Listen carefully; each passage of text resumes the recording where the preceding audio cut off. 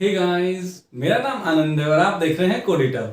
आज के इस वीडियो में हम करने वाले हैं बहुत सारे C++ के बेसिक प्रोग्राम्स एक ही वीडियो में। ठीक इसके पहले वाली वीडियो में हमने जान लिया है कि सीन क्या होता है, सी आउट क्या होता है और एक छोटा सा एडिशन का प्रोग्राम आप कैसे लिखते हैं। और अब इस वीडियो में हम ये देखेंगे कि अगर 5, 6, 10 तरह के अलग अलग टाइप के बेसिक प्रोग्राम्स हमें लिखने हैं तो वो हम कैसे लिखेंगे, क्योंकि अब हम धीरे धीरे उस तरफ बढ़ रहे हैं कि हम ऑब्जेक्ट ओरिएंटेड प्रोग्रामिंग में कदम रखेंगे। लेकिन उसके पहले थोड़ी सी आपकी प्रोग्रामिंग की बेसिक्स भी क्या होनी चाहिए, क्लियर होनी चाहिए, जिसके लिए हम करने वाले हैं आज का सेशन। तो चलिए स्टार्ट करते हैं।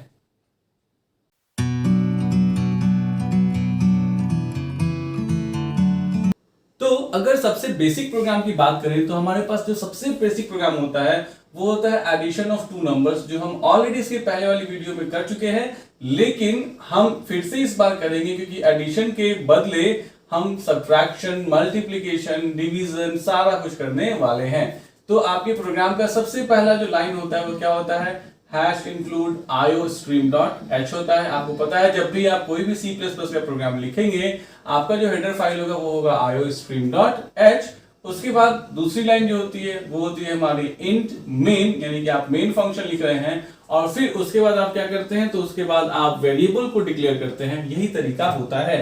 इसी प्रॉपर फॉर्मेट को आप क्या करेंगे, फॉलो करेंगे। तो अगर हम यहाँ पे वेरिएबल को डिक्लेयर करें तो 2 नंबर को अगर हमें ऐड करना है तो 2 नंबर की इनपुट यूजर से लेनी पड़ेगी, जिसके लिए हम a और b लेते हैं और उन दोनों को सम करके कहां रखेंगे, c में रखेंगे। मतलब हमारे पास एक a नाम का मेमोरी में वेरिएबल बन गया, एक b नाम का मेमोरी में वेरिएबल बन गया और एक c नाम का वेरिएबल मेमोरी में बन गया। अब हम क्या करेंगे, सी आउट यानी कि यूजर से 2 नंबर मांगेंगे। हम क्या कहते हैं, एंटर 2 नंबर्स।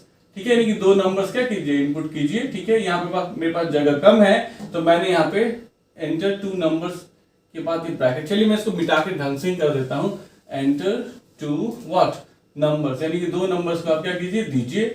और अब जब यूजर के सामने ये मैसेज आएगा एंटर 2 नंबर्स का, तो ऑब्वियस सी बात है हमारे पास एक a नाम का वेरिएबल मेमोरी बन चुका है, b नाम के वेरिएबल का मेमोरी बन चुका है, c भी बन चुका है। हमें 2 नंबर मैंने मांगा और जो भी यूजर ने 2 नंबर दिया उसको एक को a में एक को b में रीड कर लिया। मान लीजिए यहाँ यूजर ने 5 दिए, यहाँ 6 दिए, यहाँ 7 दिया, नहीं यहाँ पे 7 थोड़ी देगा, यहाँ पे क्या देगा, वो 2 ही नंबर मांग रहे हैं ना। तो 2 नंबर को हम रीड कहाँ कर रहे हैं, एक को a में एक को b में। वो एक a में आ गया यहाँ 5 और एक आ गया b में 6। अब हम क्या करेंगे, c equal to a plus b, तो c में कितना आ जाएगा, 6 और 5 व्हाट 11। ठीक है, और उसके बाद हम क्या कर देंगे, प्रिंट कर देंगे सी आउट स्लैश एन, यानी नए लाइन में आप क्या कर रहे हैं, एडिशन इक्वल टू किसको, सी को प्रिंट कर दे रहे हैं। ठीक है, एडिशन इक्वल टू और फिर सी को आप क्या कर दे रहे हैं, प्रिंट कर दे रहे हैं। और यहां से आप क्या रिटर्न कर देंगे, 0, यानी प्रोग्राम टर्मिनेटेड सक्सेसफुली। तो ये प्रोग्राम देखिए बड़ा सिंपल सा है। एबीसी माना, 2 नंबर पूछा, एक को ए में एक को बी में रीड कर लिया, सी में a प्लस बी को डाला तो 6 और 5 11 जुड़ गए और कहां चला गया, सी में चला गया। यहां से लेके यहां तक मैसेज है, स्लैश एन मतलब जो कुछ भी प्रिंट होगा वो न्यू लाइन में प्रिंट होगा। आपको मैंने इसके पहले ही बताया है, slash n means new line, हर एक बार नए लाइन में जाकर प्रिंट करेगा। एडिशन इक्वल टू आपको एक मैसेज हो गया और सी क्या हो गया, एक वैल्यू हो गया, तो 11, यानी एडिशन इक्वल टू 11 क्या हो जाएगा, आपका आउटपुट हो जाएगा। अब ये प्लस था तो ये एडिशन है। अब यहाँ पे हम क्या कर देंगे, इसको माइनस। ठीक है, तो ये क्या हो जाएगा, सब्ट्रैक्शन हो जाएगा। तो यहाँ मैसेज चेंज कर दीजिए, क्या कर दीजिए, सब्ट्रैक्शन इक्वल टू, मतलब क्या, एक सिंबल चेंज किया और पूरा का पूरा प्रोग्राम क्या हो गया, चेंज हो गया। यहाँ पे क्या डाल देंगे आप, सब्ट्रैक्शन इक्वल टू। वैसे यहाँ पे मैंने डाल दिया मल्टीप्लीकेशन। ठीक है, c equal to a multiplied by b, तो अब क्या हो जाएगा ये प्रोग्राम, ये हो जाएगा slash n multiplication equal to, multiplication equal to, मतलब मैसेज चेंज कर दीजिए। उसी तरीके से हमने यहाँ क्या कर दिया, ए डिवाइड बाई बी, तो यहाँ पे क्या हो जाएगा, डिवीजन इक्वल टू, राइट। तो यहाँ मैसेज क्या आ जाएगा, डिवीजन इक्वल टू। तो इस तरीके से आप चाहें तो जितना भी चाहें एक ही पैटर्न पे आपने एडिशन, सब्ट्रैक्शन, मल्टीप्लिकेशन और डिवीजन का प्रोग्राम कर लिया। अब क्वेश्चन जो नॉर्मल क्वेश्चन है, अगर आप प्रैक्टिस करना चाहते हैं तो आपको जो है वो एरिया ऑफ रेक्टेंगल देगा कि एरिया ऑफ रेक्टेंगल निकालिए। साथ ही साथ आपको ये भी देगा कि पेरीमीटर भी निकाल लीजिए, एरिया और क्या दोनों, पेरीमीटर दोनों निकाल लीजिए। ठीक है, ये सारे बेसिक प्रोग्राम्स हैं। जब आप प्रोग्रामिंग सीख रहे होते हैं उस समय ये प्रोग्राम्स दिए जाते हैं।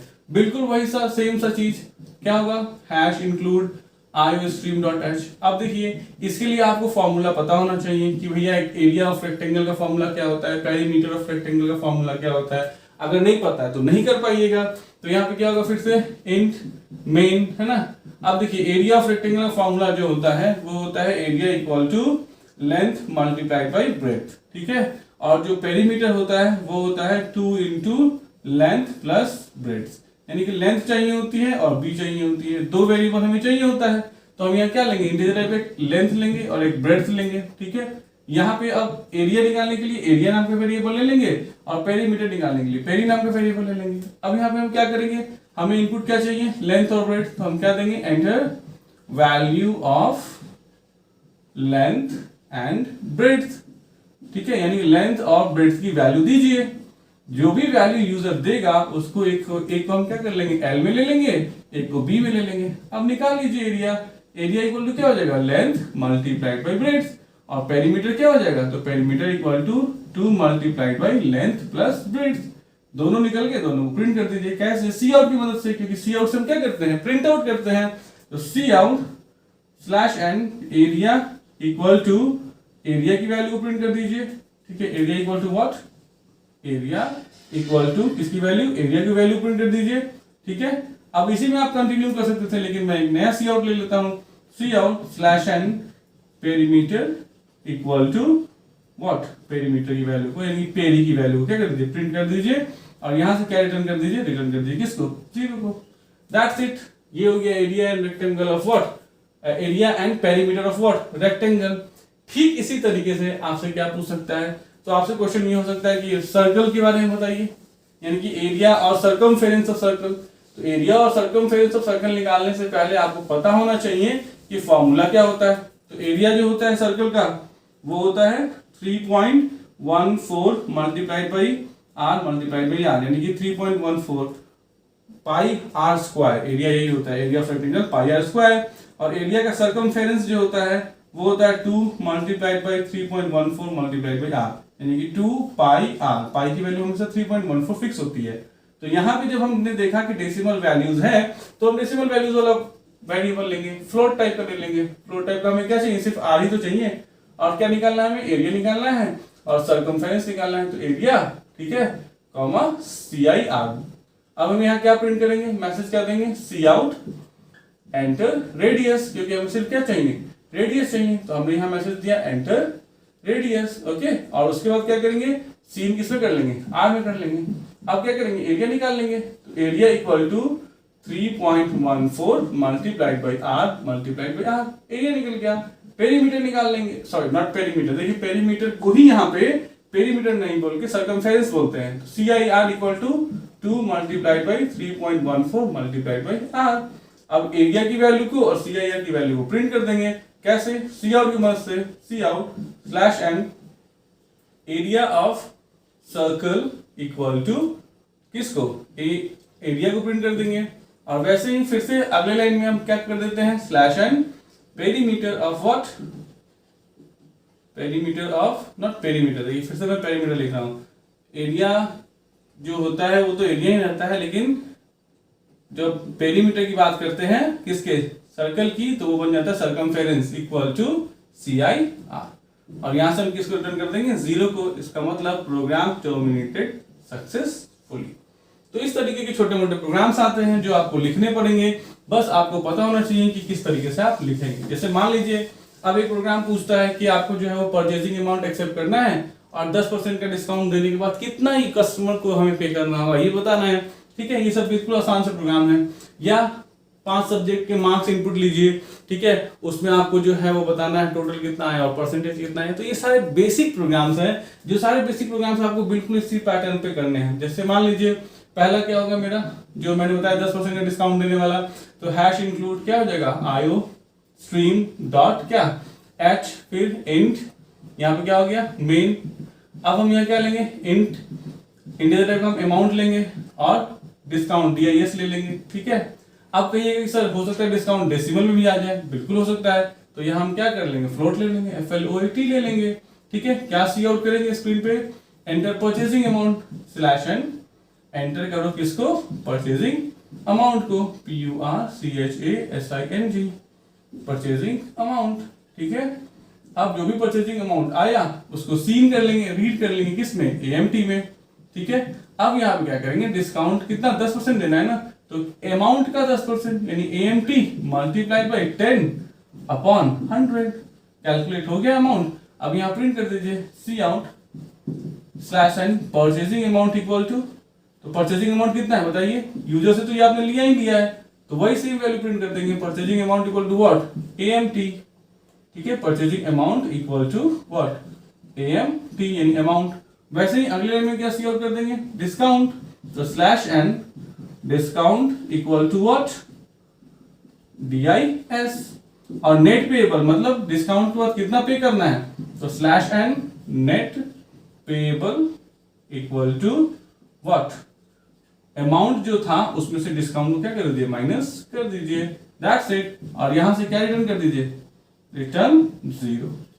बस यही होता है आपको क्या प्रोग्राम, अगर आपको परचेसिंग अमाउंट खरीद लेना है यूजर से और उसको 10% 20% जितना परसेंट आपको देना है, 10% देना था तो मैंने 10/100 किया, 20% देना होगा तो आप 20/100 करेंगे, बस यही हो गया। अगला है कि मान लीजिए कि आपको 5 सब्जेक्ट का मार्क्स और उसका परसेंटेज जो है वो क्या करना है, निकालना है, तो क्या करेंगे आप, तो 5 सब्जेक्ट का मार्क्स अगर आपको यूजर से लेना है तो ऑब्वियसली बात उसको स्टोर करने के लिए 5 वेरिएबल भी लेंगे। तो मान लीजिए आप इंटीजर टाइप कर लेते हैं, A, B, C, D और E, टोटल निकालने के लिए टोटल लेते हैं। परसेंटेज डेसिमल में हो सकता है इसलिए फ्लोट टाइप का आप परसेंटेज लेते हैं। आप यहाँ क्या करते हैं फिर, cout enter marks of 5 subject, यानी कि 5 सब्जेक्ट का मार्क इनपुट कीजिए, एंटर मार्क्स ऑफ 5 सब्जेक्ट।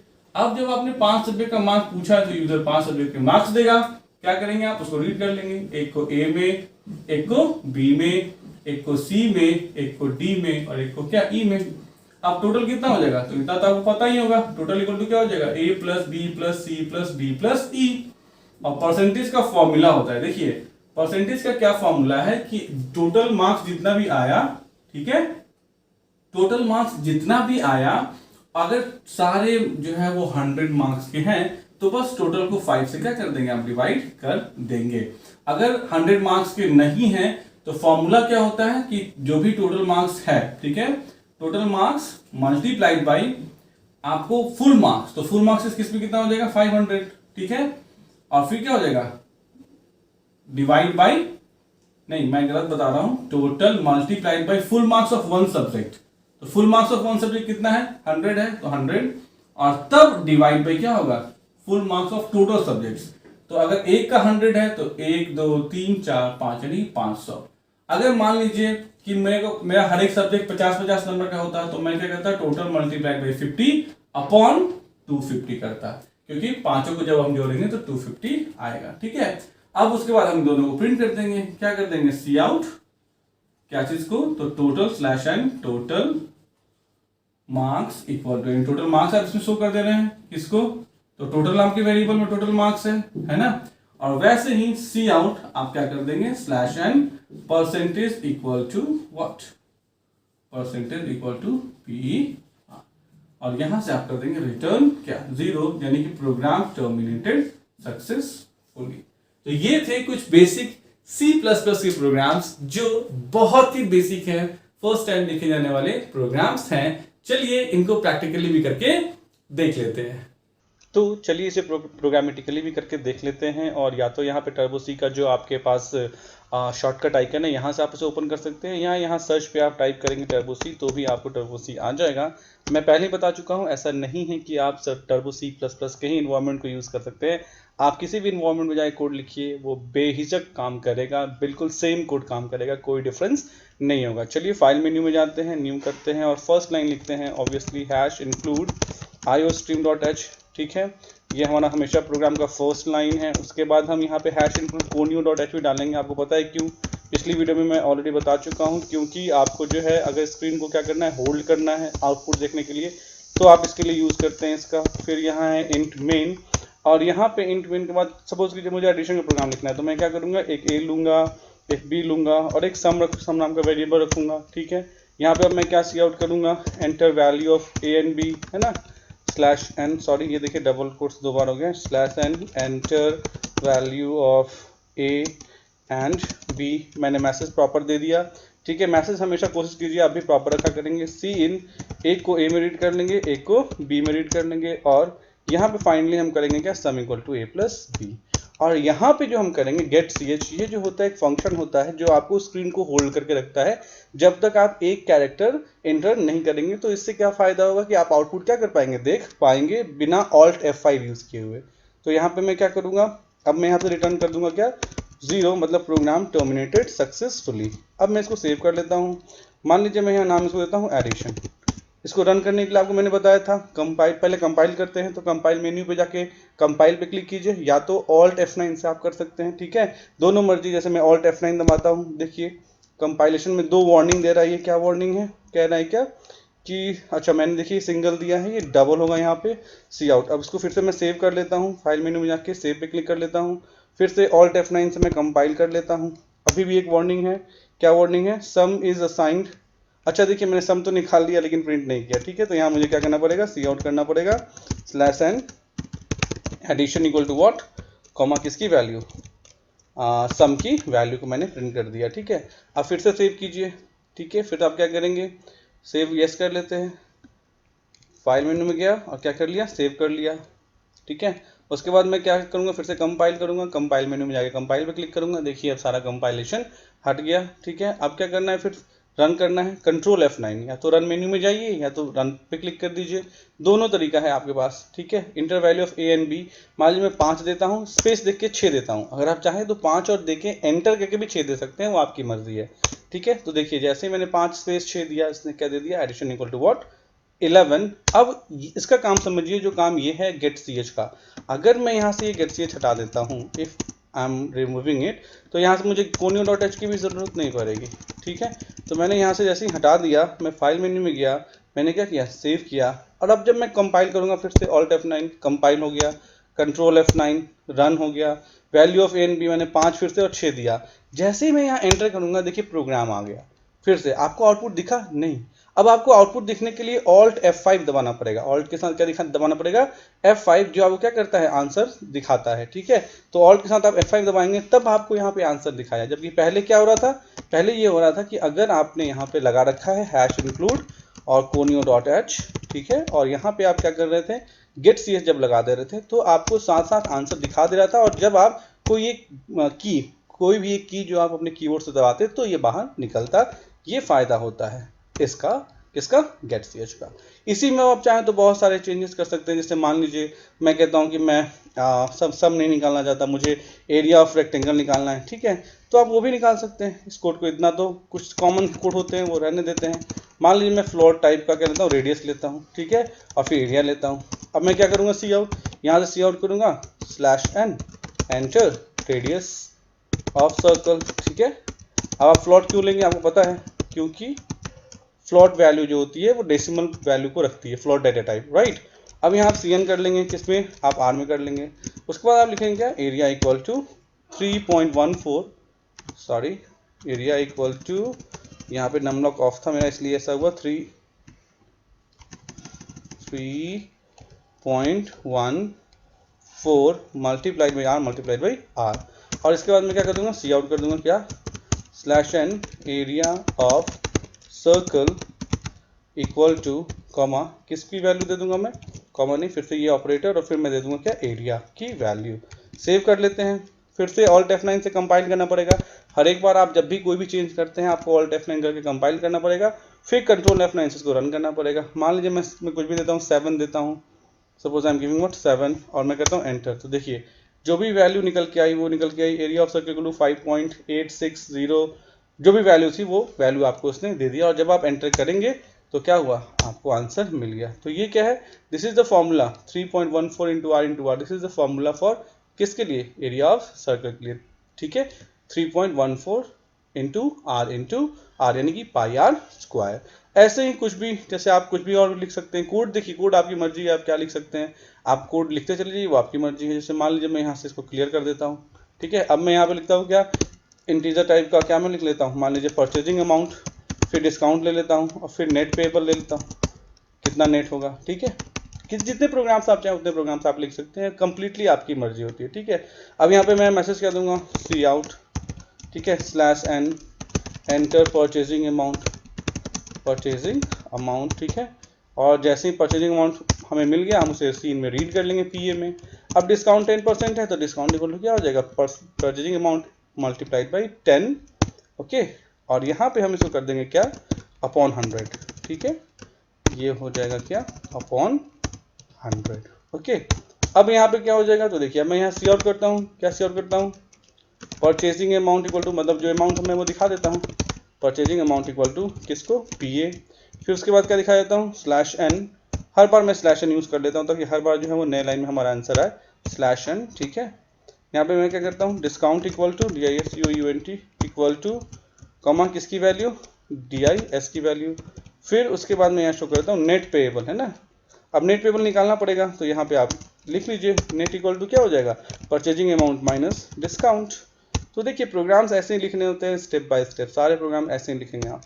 तो यहाँ पे आप लिखेंगे नेट PAYABLE इक्वल टू किसकी वैल्यू, तो NET की वैल्यू। सेव कर लीजिए, हर बार सेव करना पड़ेगा क्योंकि मैं सेम प्रोग्राम में चेंजेस कर रहा हूँ। सेव किया, कंपाइल मेन्यू में जाके कंपाइल पे क्लिक किया, देखिए बिल्कुल सब कुछ सही है। रन मेन्यू में गया, रन पे क्लिक किया, पूछा परचेजिंग अमाउंट, मान लीजिए मैं कहता हूँ 10,000, ठीक है। फिर उसने देखिए क्या दिया, परचेजिंग अमाउंट दिया, discount equal to -310 equal to -310, ये क्यों दिया ये देखना पड़ेगा हमें, क्यों इसने ऐसा हमें आंसर दिया है डिस्काउंट के बारे में। चलिए देखते हैं, चेक करते हैं कोड में कहाँ गलती हुई है। तो इसका एक रीज़न ये हो सकता है कि डिस्काउंट जो है वो 10% है, तो हो सकती है वैल्यूज फ्लोट टाइप की आ रही हो, तो फ्लोट यहाँ पे दे देते हैं। सेव कर लेते हैं और एक बार फिर से कंपाइल कर लेते हैं और एक बार फिर से रन करके देखते हैं 10,000 आंसर, 10,000 परचेजिंग अमाउंट देके देखते हैं। तो देखिए now it is perfectly calculating the things, यानी कि हमारा क्या हो गया, 10,000 जो है हमारा क्या हो गया, दिस इज परचेजिंग अमाउंट, तो डिस्काउंट हमें 1,000 का मिलेगा और नेट पेएबल क्या होगा, 9,000 का होगा। मतलब क्या हुआ कि आपको अब ध्यान रखना होगा कि जब आप कोई भी वैसा काम कर रहे हैं जिसमें डेसिमल में वैल्यूज आ सकते हैं, तो आप डेटा टाइप जो है वो क्या यूज़ करेंगे, फ्लोट को यूज़ करेंगे। तो ये था कुछ प्रोग्राम जो नॉर्मल प्रोग्राम यानी बेसिक प्रोग्राम्स होते हैं, राइट। तो आई होप आपको ये वीडियो, ये एक्सप्लेनेशन पसंद आई होगी। अगर आई है तो प्लीज लाइक, सब्सक्राइब और शेयर कीजिए। Thanks for watching the video. Thanks.